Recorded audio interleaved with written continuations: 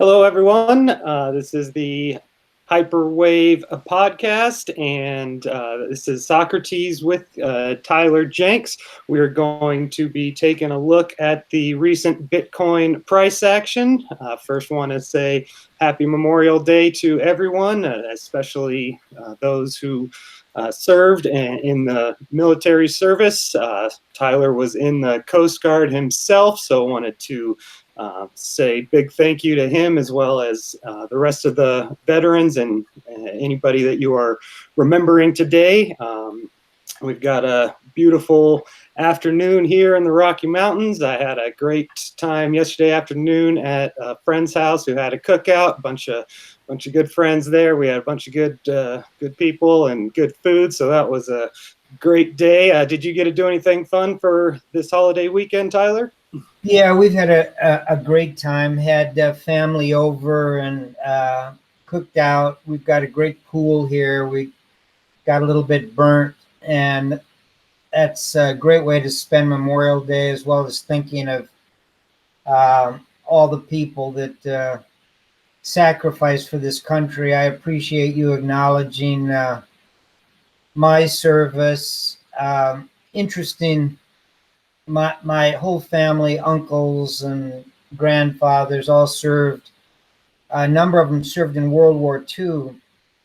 My uncle on my mother's side, her brother, was a young fighter pilot, was shot down 3 times over Germany and France, and escaped all 3.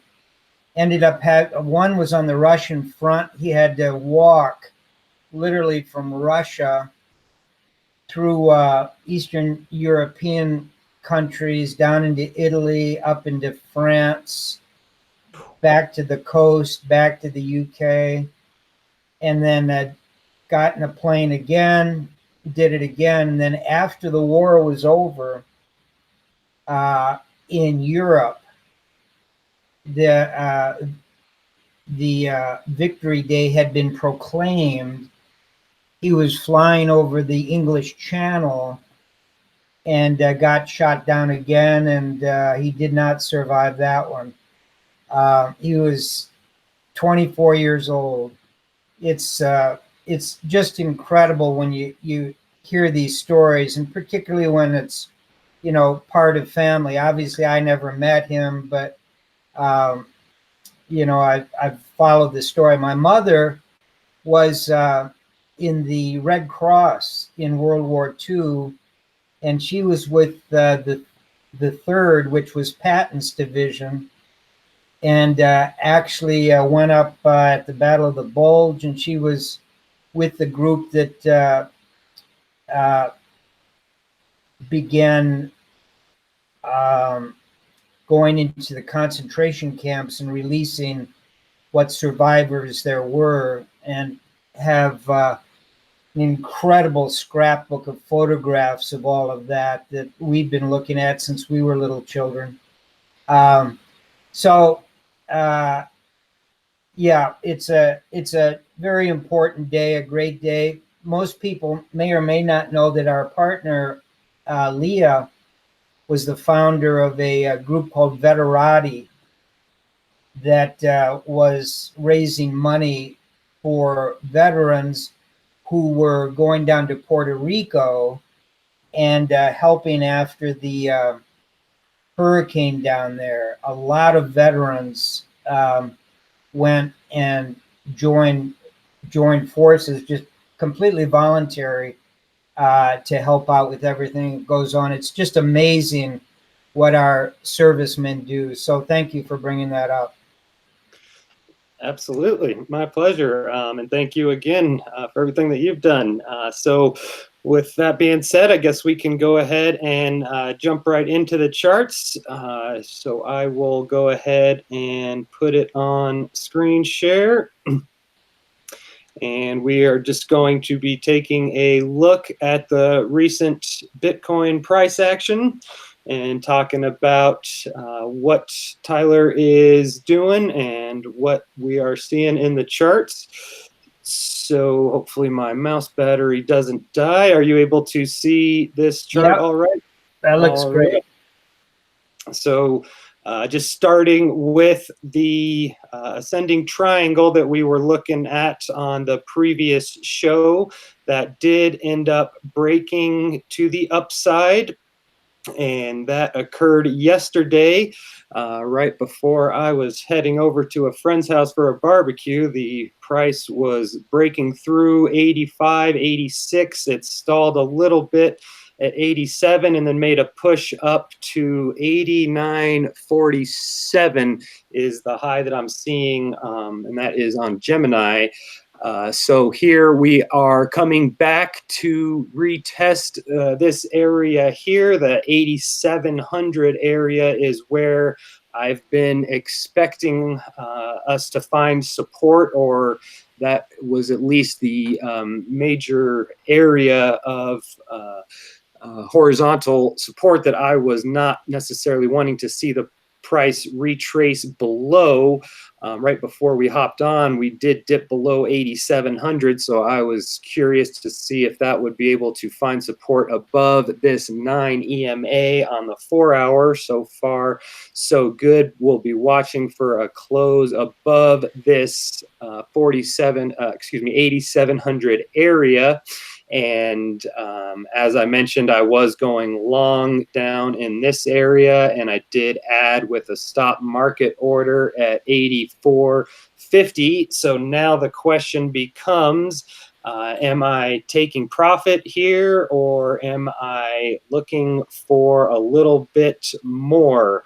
And I can see some definitely good reasons to take profit here, but I am still holding on to the basically the entire position that I've got and waiting to see what happens here around the 9,000 area. What we'll be watching 87 close. Am looking at the measured move from this ascending triangle at 97.77 is the area where that measured move would be completed. So taking a zoom out and looking back to how that lines up with the next major area of horizontal resistance that we have been talking about. And here we can illustrate it with the rectangle opposed to just a line, because I do see that as kind of a zone of horizontal resistance. And we see that from basically here where the price closed below but wicked above. So that's what I'm using for the horizontal zone of resistance, and that is from 96.15 up to 99.34. So for me, that is my next major area of resistance, and that is where I'm wanting to see the price get to before I am taking full profit on my positions. And when I say full profit, I generally take about 80% or so, and would want to leave some on the table once I cover my initial exposure, and take a little bit of profit. Would be looking to leave a little bit in force there just in case the move does continue happening. So we'll be keeping my eye on the weekly TD as well.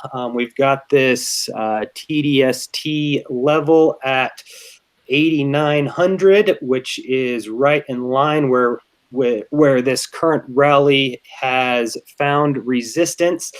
So that absolutely could have been a great spot to take some profit, depending on where you got in. If you're up significantly and you're running into this TDST level, while we're on 7 and 8, we're getting towards the end of the run here. That definitely could have been a spot to take profit. However, I was wanting to see this 8 and maybe even a 9 come up into this area. So I still do see a little bit of room there, but could absolutely be see good reason to have taken profit there at that 89 level. So beyond that, I will be looking at the ADX, and something that has just been blowing my mind is how the ADX on the weekly is basically just showing the very preliminary moves. It's just showing that this isn't exhausted yet. As I mentioned on the previous show, I look for between 30 and 40 as a sign that it's a strong trend opposed to an exhausted trend. Seeing a weekly green 9 indicates that we are becoming exhausted.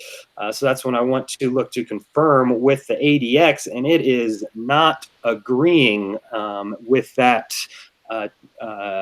TD sequential. It has rolled up here above 20, and it has turned back up and is now at 34, 33, telling me that this is a strong trend that still has a ways to go before becoming exhausted. I would look for this to roll over or get back up to the 50 area before the ADX would really be showing me that this thing is on its last leg. So I find this really, really interesting right now.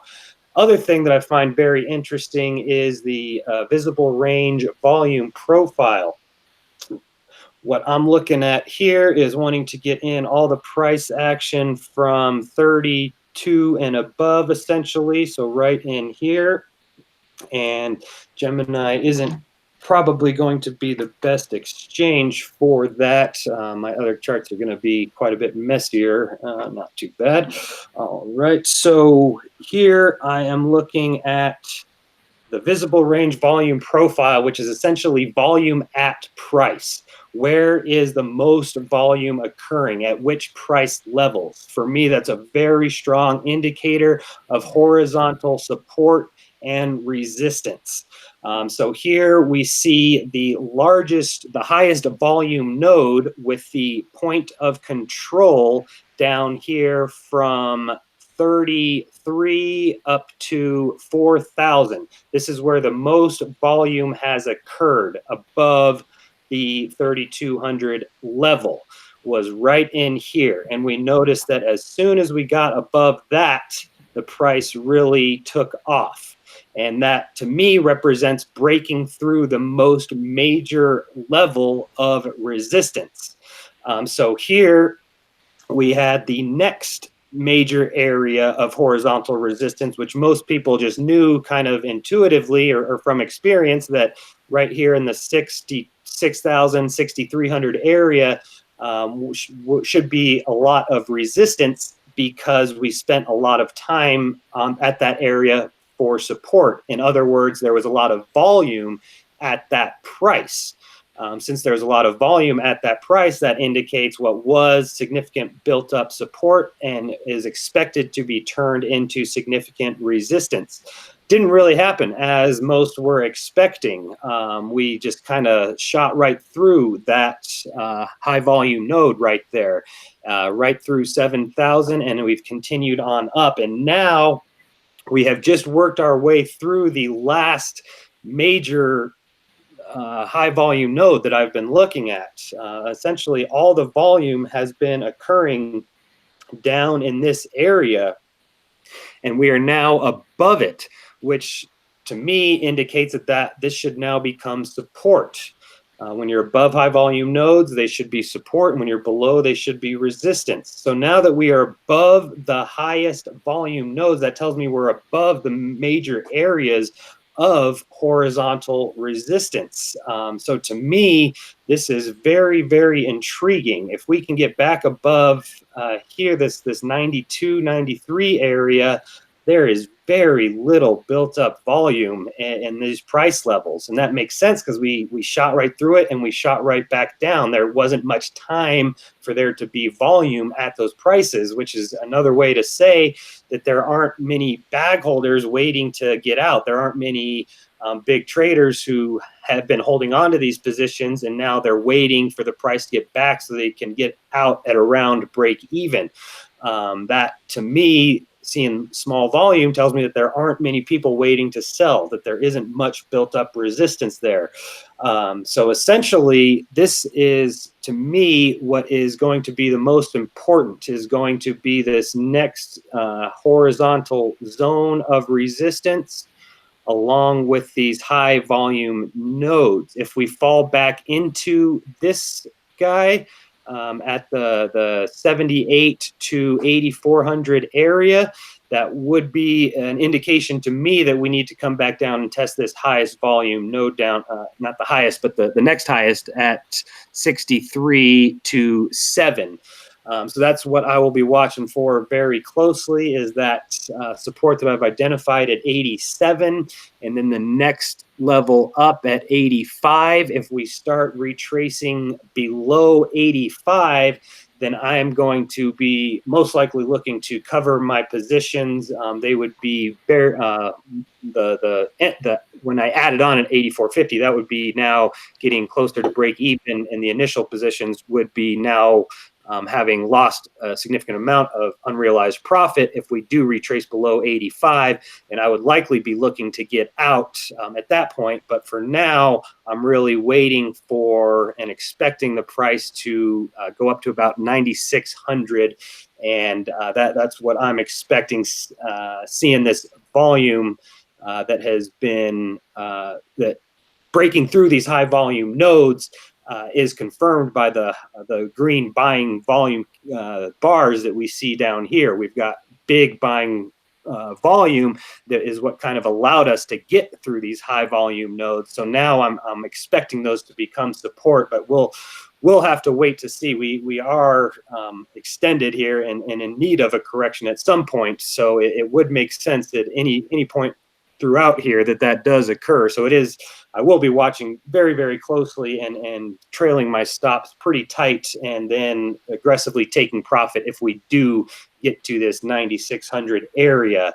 And I think that is a little bit different from what Tyler is seeing and suggesting. So do you want to go ahead and chime in, or do you want to take over the screen share? Yeah, I'll take the screen share, but that's a great presentation. Can't argue with any of that. We did do something slightly different, but with the same basic concept. So let me pull up my chart and let me get out of here. And sometimes this will happen where my screen gets stuck and I can't minimize it. So let me see. No problem. Can you see me right now?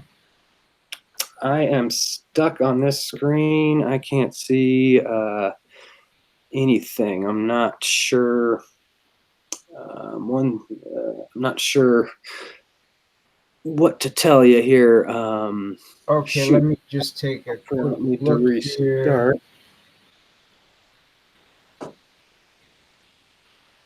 Okay, I'm going to pull out, and now I will start mine up again. Okay. Shoot. And I think I know what I can do if I'm going to force quit my Safari, and the podcast is on Google Chrome, so this should work.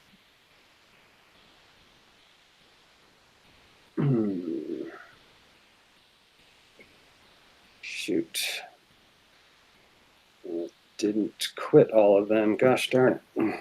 Up at the top, you see it says, well, let's see. Can you see me? Can you see my chart? I can't see anything but a blank screen on my end. It might be up, but I am Can frozen. maybe just check the chat and see.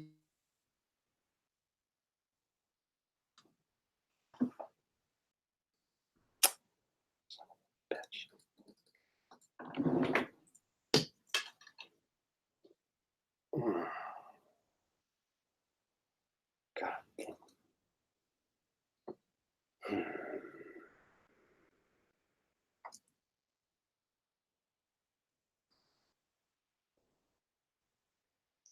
Fucking kidding me.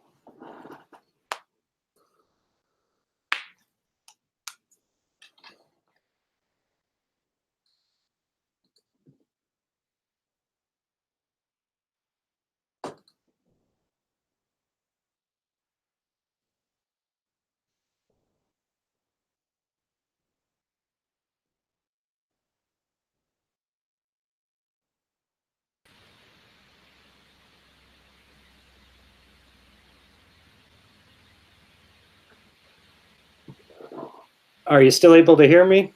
Yeah, I can hear you now. I jumped out and came back. Uh, Think I'm going to have to restart my computer and probably restart the podcast. I'm not seeing any other way. It's my computer's just totally frozen, and I can hear you, but my screen is stuck on a well, blank. let me try to do this. I'm going to go ahead. I'm on the. We're still live, Yep. and I'm screen sharing now. Okay. So I can see that it's not stuck on my screen. I just pulled it up on my phone. I'm seeing on the chat that Tyler's chart is visible. So you go ahead and go for it, and I'll keep my eye Okay. on the chat here using my Okay. cell phone. Very good. All right. So we're going to start with the monthly because there's some interesting things happening. We talked about it in the last um, blog we did, things that I had been waiting for that are now looking more and more positive. And we're going to start with the same ADX that Socrates just showed, but he's looking at a shorter time period. I'm looking at the monthly. And the monthly, as you see, was coming down all the way through 2015, 2016, then turned up and ran all the way up to January 1st of 2018, which was only a couple of weeks after the ultimate high in Bitcoin. It's been going down ever since.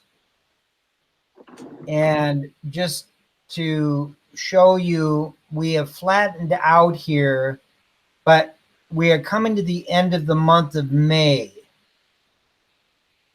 So at the end of the month, in a couple of days, on June 1st, which is Saturday, we will post a new monthly, and that is definitely going to turn up. So my decision to go ahead and buy down in the low 6,000s for clients and recommend that for consulting clients was overriding what this was doing. But I was willing to do it for a couple of other reasons. One of them had to do with the Copic curve. The Copic curve on a monthly basis had been going down until July, August, and September of 2015. And then it turned up and continued to run up and then accelerate up. It did not catch the very top the way the ADX did, but a month later, it turned down and said to be out of this asset, Bitcoin, all the way through right here on April the 1st. On April the 1st, a little bit different than the ADX, which is part of the directional movement indicator by Wald Jr. This Copic curve actually turned up. Nothing to write home about, but there's a huge difference, particularly when you're below the zero line, which we were when you go from down to up. So that was one plus and one minus using very long-term momentum indicators. The third long-term momentum indicator that I use is the RSI. And the RSI in 2013 and 2014 had a big double top way up like at 96. Tyler, could I interrupt you real quick? Yeah, of course. I have a question I've been meaning to ask you about the Copic curve before we move on to the RSI. Yeah. I remember you mentioning that it, and maybe I misinterpreted, but the what I remember you saying was that the Copic curve might work best on the weekly for crypto, since it's kind of immature and also highly volatile. What are your thoughts on the weekly Copic curve instead of the monthly for crypto? Yeah, I prefer the weekly for timing trades or positions, either getting out at a top. Now, remember, the most important thing about the crypto market that unfortunately most of the people in the crypto market won't acknowledge, but anyone with a lot of experience through a lot of asset classes understands this, that long momentum indicators need a number of cycles and series, a lot more than two, in order to draw conclusions about what's happening. And the problem here is that everything starts on a long-term basis back in 2011 and 2012, because you're taking very long-term series numbers and making your calculations. That's why on this weekly, you get this just unbelievable spike and unbelievable drop and unbelievable spike and drop. That's on a weekly basis. That doesn't mean it's not helpful. It just means that you've got to keep remembering that over time, what will happen is all this volatility will get smaller and smaller and smaller as more and more series come into play. And since this is the newest of all asset classes, you've got to keep that in mind.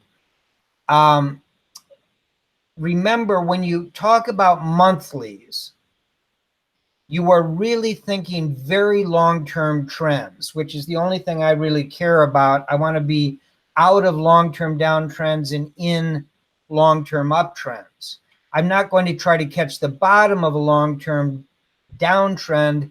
I will always try to catch the top of a long-term uptrend. Why? Because I'm in a long-term uptrend. When I get out of a long-term uptrend, I'm not short. I don't go short. I'm waiting for a place to get back in to begin again accumulating for a long-term move to the upside. So your point's very well taken in terms of weekly and monthly. And I will jump onto the weeklies after I go through these monthlies, and we'll take a look at what I mean in a very practical manner. Okay, let's pull up the RSI.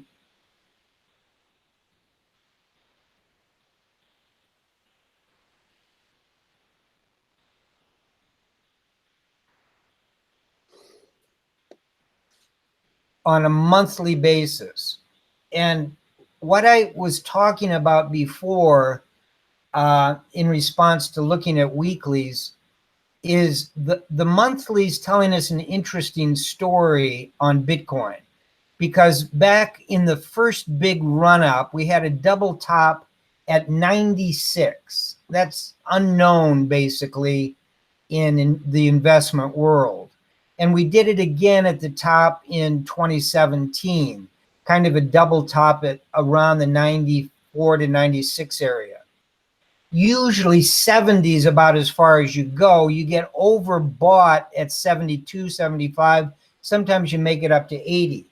The more cycles we have, which we will over the next 30 years, this will become more and more like all of the other asset classes. But for now, you've got to keep in mind that when you drop down to the bottom of markets, you're probably not going to make it all the way down to what's considered oversold, which is 30 on a monthly basis.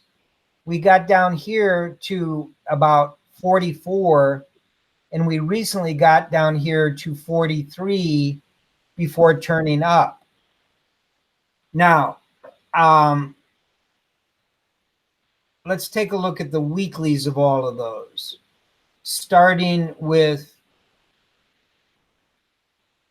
the Copic curve again.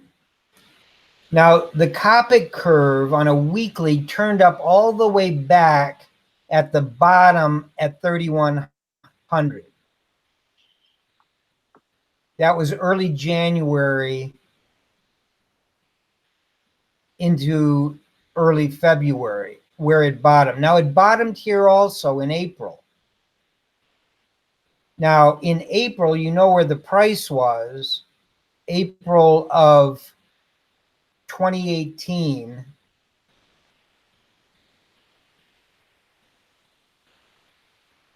We were playing along the 6,000 level. We had just started these bounces off of 6,000. But even so,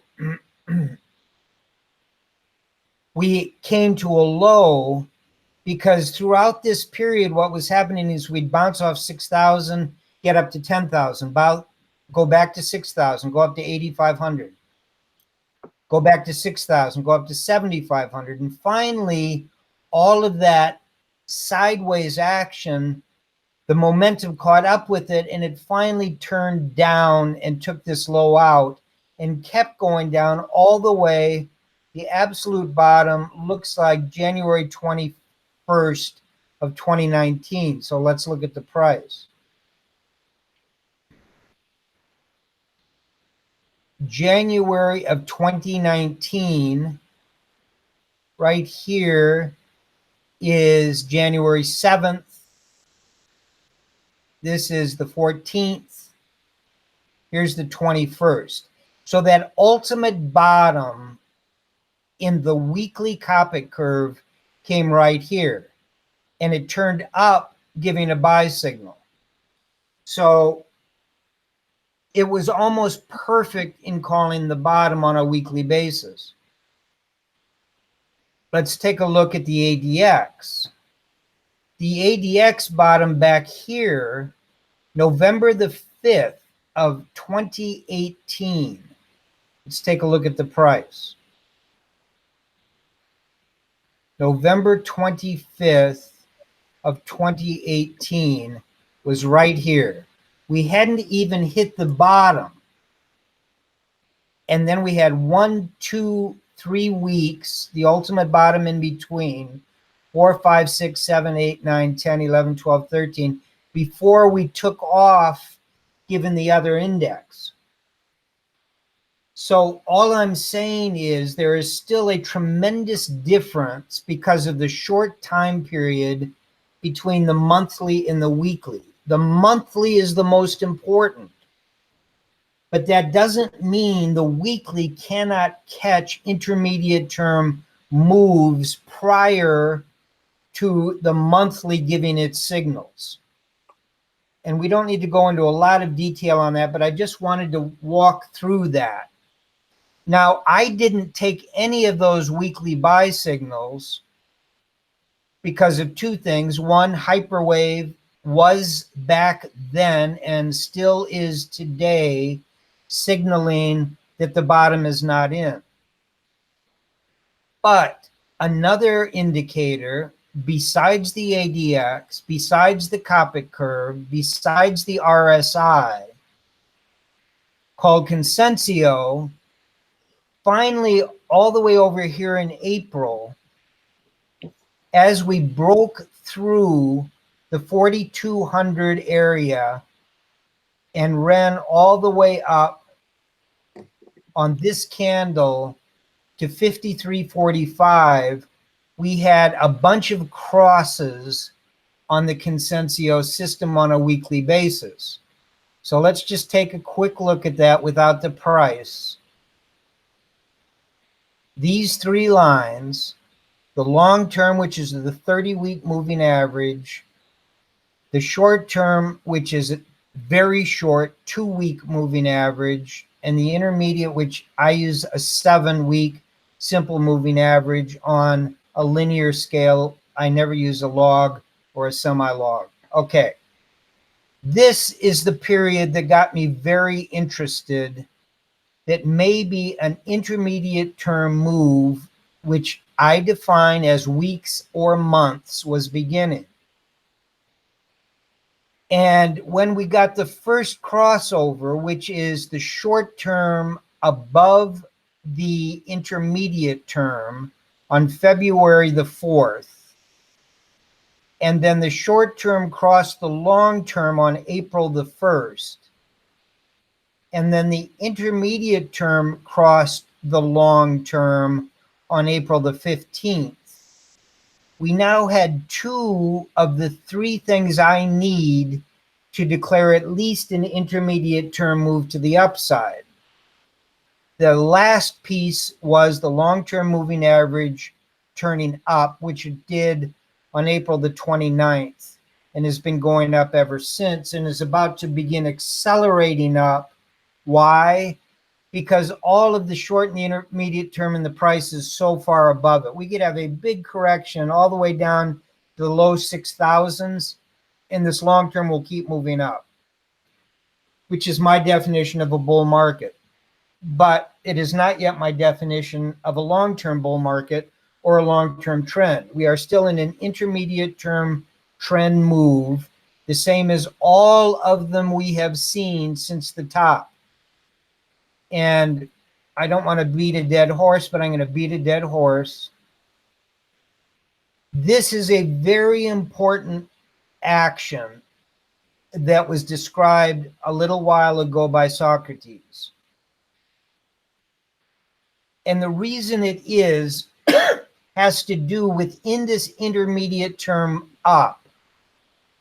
We needed to take out this high at 7,500, which we did on this candle, piercing it but closing slightly below it, and on this candle, piercing it and staying it above it.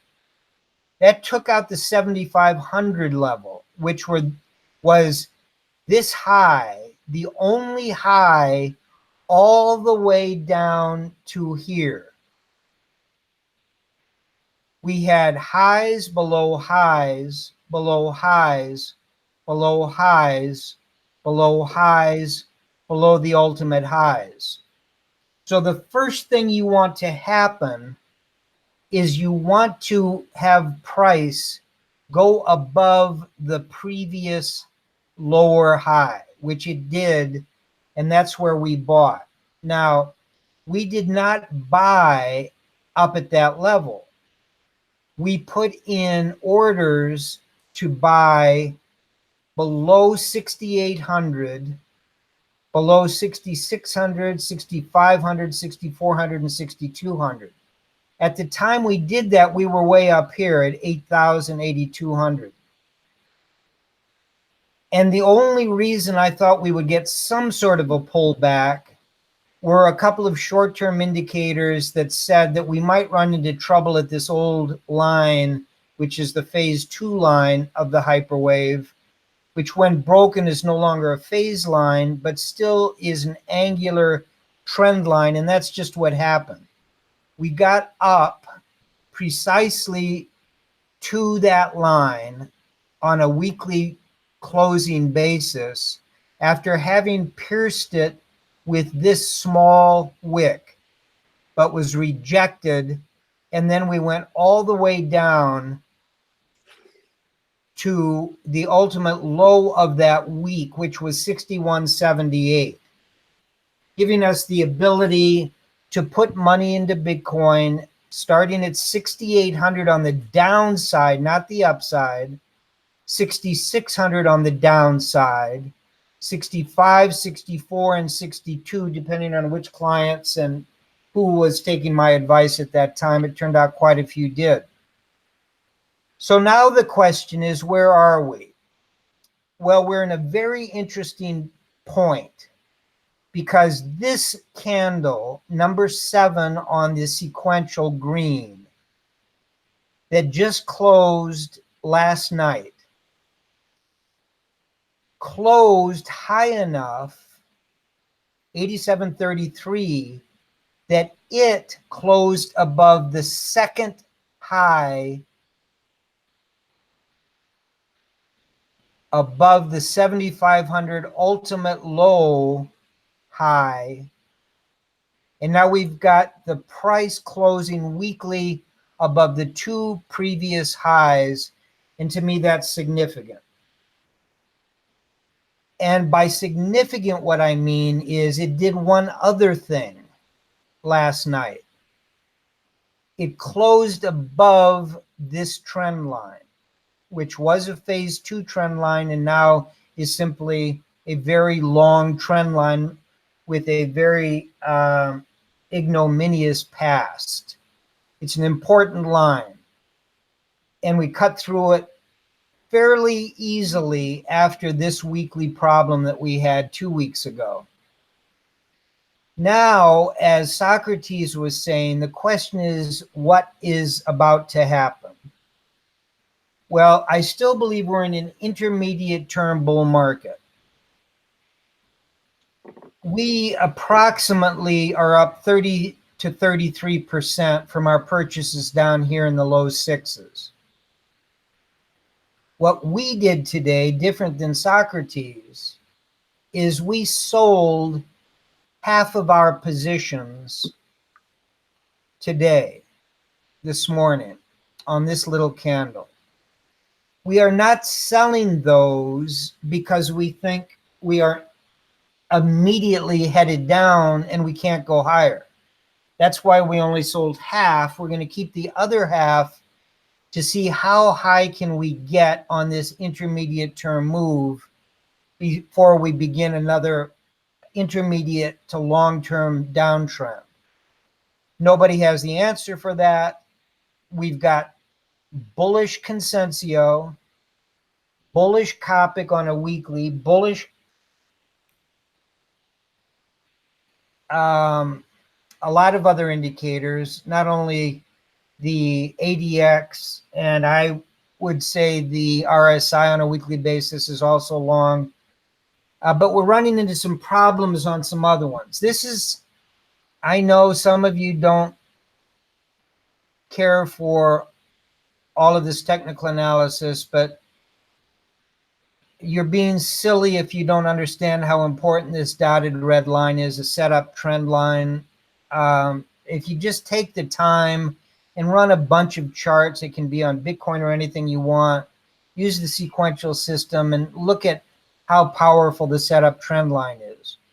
Maybe we're going to break through that. We probably will, but we're headed with 1 week to go after this week into a 9. And I know some of you don't care about 9s and all of that sort of thing.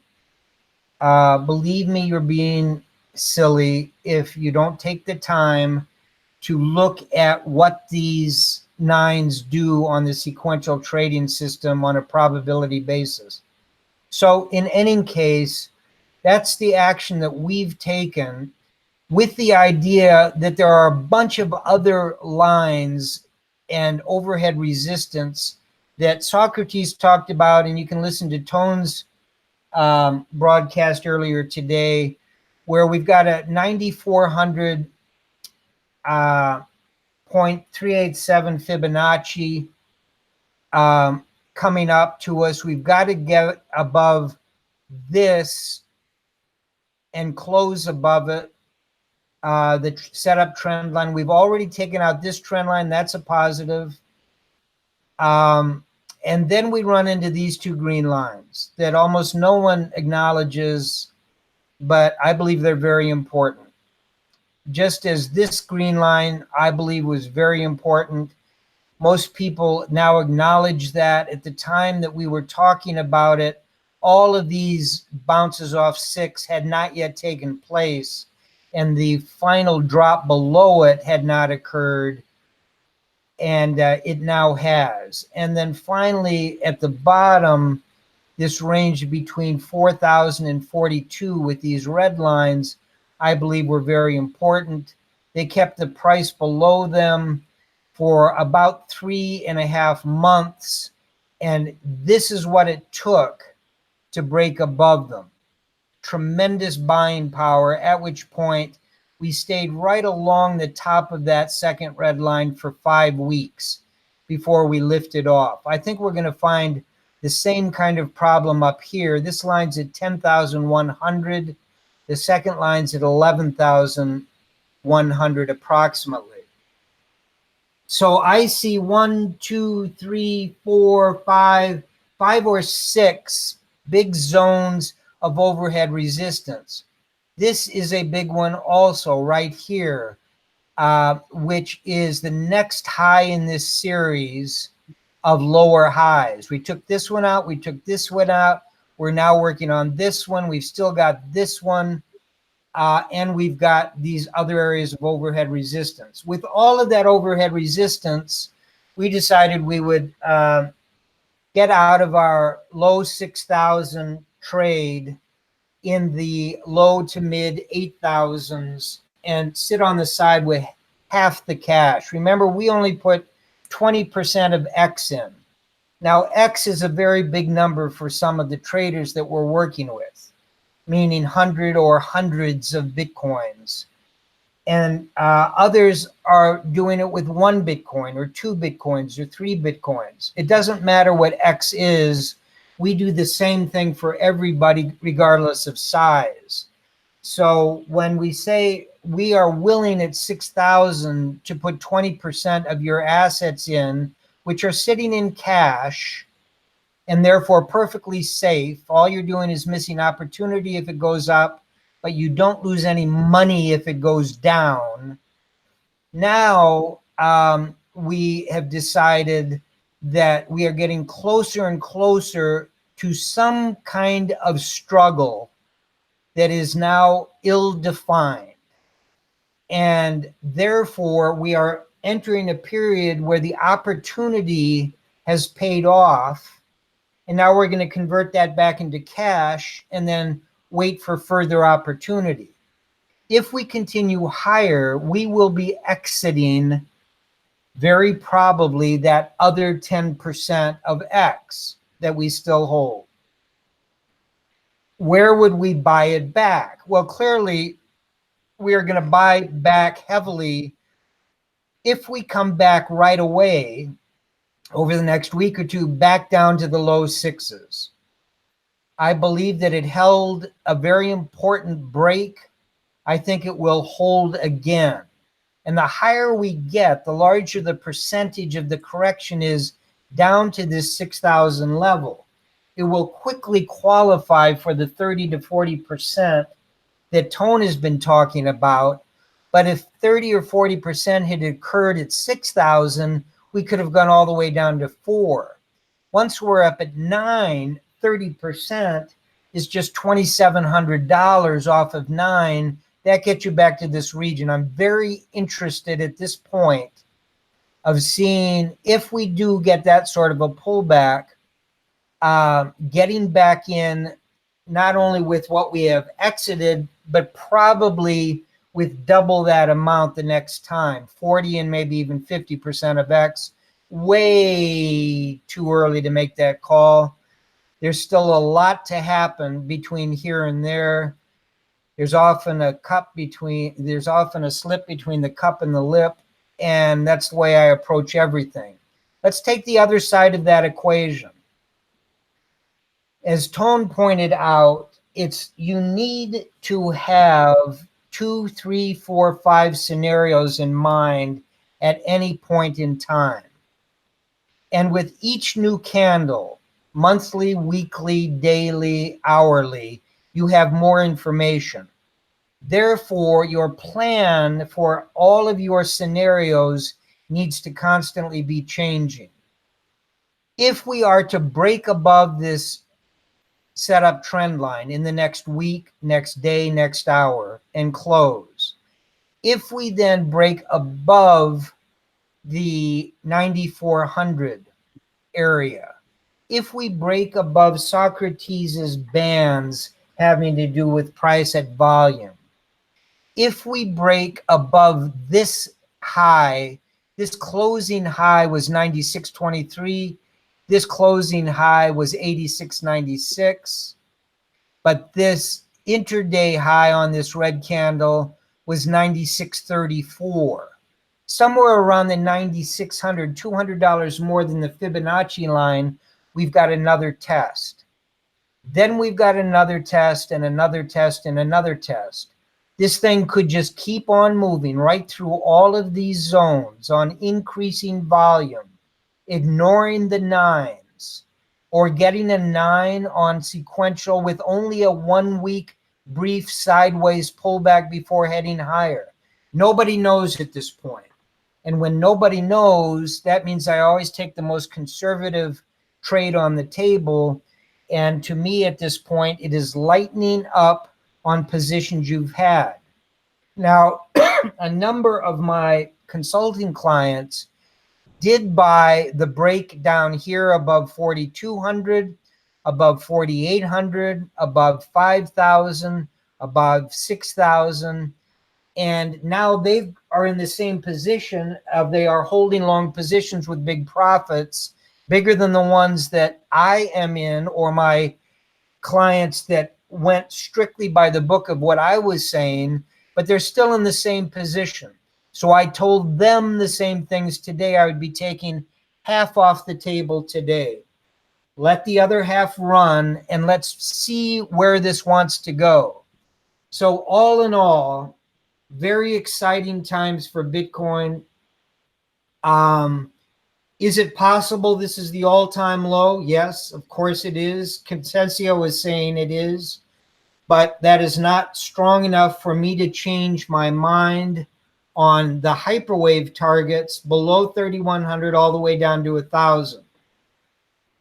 Those could very easily change with the next correction. If the next correction holds the 6,000 area, I don't mean on a wick or on a day or on a week, but shows that it's not going to break below it, several things are going to happen. One is that Consensio will no longer be long-term bullish. Now think about that for a second. The only reason I'm in this trade is number one, Consensio, and number two, because some very long momentum indicators turned up. But a break back down to the 6,000 area is going to bring the short and the intermediate not only down, but crossing each other. And during that period of time, the long term is going to be coming up.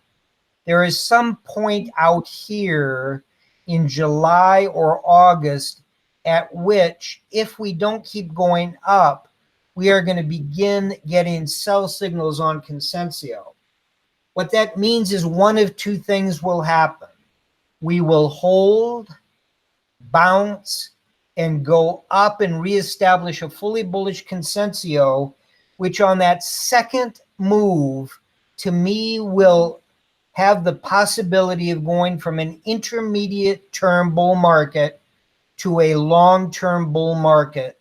And at that point, I will throw in the towel on the 1,000 target on Hyperwave, and it will become the single example of a Hyperwave not bouncing off of either a funky phase 2, a funky phase 3, or making it back to 1.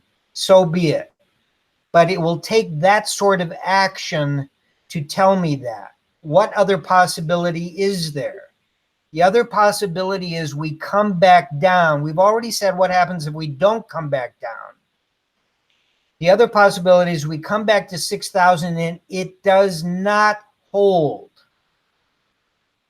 If it does not hold on a retest, not only will Consensio quickly become fully bearish, but the 1,000 bottom of Hyperwave will still be in play. Now, the only thing I have not discussed is what am I going to do if we're able to cut through this 1, 2, 3, 4, 5, 6 area in price. Somewhere over 11,000. What will I do? Well, on a spike above 11,000, I'm not impressed. That's what these 4 bars are telling me. They can get above it. One can even close above it, but 3 out of 4 got rejected off of that, as well as this tremendous rejection that took us all the way from 12,000 down to 7,400 in one weekly candle. To me, these are very important. If we get above them and hold them and close on a weekly basis above them, and we're not running into other sell signals that would say we could come back down into that area, I will begin buying again. Because by that time, Consensio will be fully bullish. It will be fully bullish without a retest, which is possible, without a pullback, very improbable, but possible. You got to keep all possibilities in mind and keep changing them as you go forward with new evidence. I cannot nor will not give values at which I would be interested in buying. The perfect scenario for me at this point would be to pull back to 6,000 with no positions in Bitcoin, all in cash, put all of the 20% and probably another 30% in, 50% of X in the low sixes, and then add to it, getting back above the regions we are sitting in now, long before we get back and test the 10,000. That would be perfect for me. That would give us basically 10,000 and 6,000 or 8,000 net on a full X position into a full bull market. Now the question is, well, why didn't you get in at 3,000? Well, that's not a question for anybody that knows my work. For those that do know my work, you know the answer. And the answer is because we are looking at Bitcoin as any other asset class, meaning that we bought on this break above this phase 2 line and rode it all the way to the top and then got out and stayed out after taking these enormous profits out of this market, staying in cash, yes, all the way to 3,100, and then getting back in at 6. If we can get a full position in, if this turns out to be a bull market that's a long-term bull market, not just intermediate term, if we can get completely in of X at 8,000 or so, which is a possibility, I'm not saying it's a probability that I'll be able to pull that off, then basically we're talking about a run from 2,000 to 3,000 to 17,000 or 18,000 out in cash, back in at 3,000, out, 6,000, out between 8,000 and 9 or 10, depending on where the last half of X goes, in again, down at 6, and then fully in before we get back up to the levels we're in now. All of those scenarios are on the plate. And we'll just have to take them day by day, week by week, month by month, and see what happens. And with all of that, I am going to jump out unless, Socrates, you want to comment on anything on this chart? No, you did an incredible job covering that. Very comprehensive. I can't think of really anything to add there, so I certainly was paying close attention and appreciate everything that you just said. Okay, terrific. Great. What time do we got? 3 o'clock to just about an hour.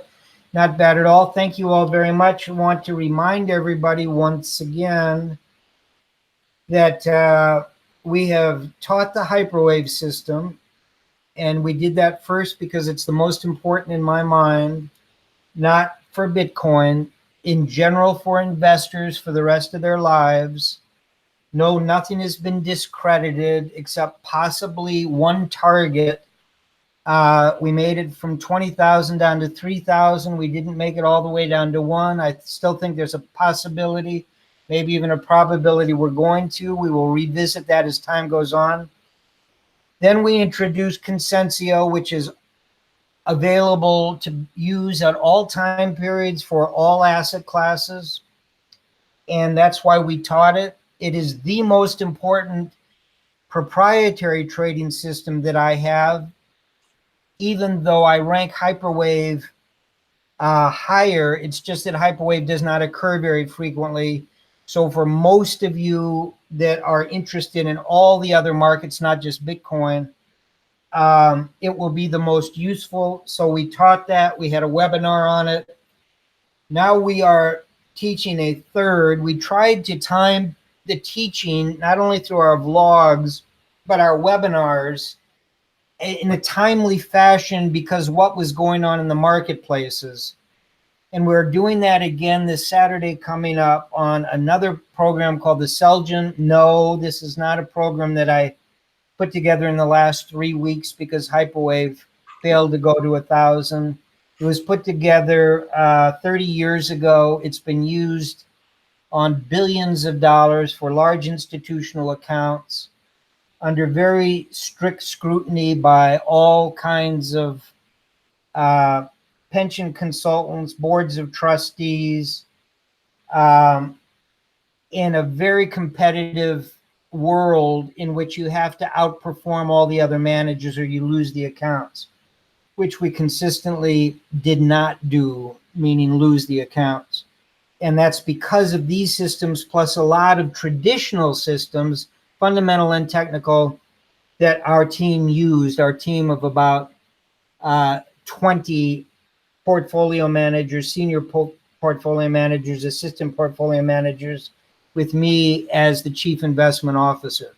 I go through all of that not to puff my chest out, but just to give some perspective to some of the people that just don't have the experience that many others that are trading the traditional markets, the hedge funds, the money managers, the mutual fund managers, the institutional managers know that what I've just described in this brief vlog is the way all of them look at the markets. They look at it short term, intermediate term, and long term. They look at trends.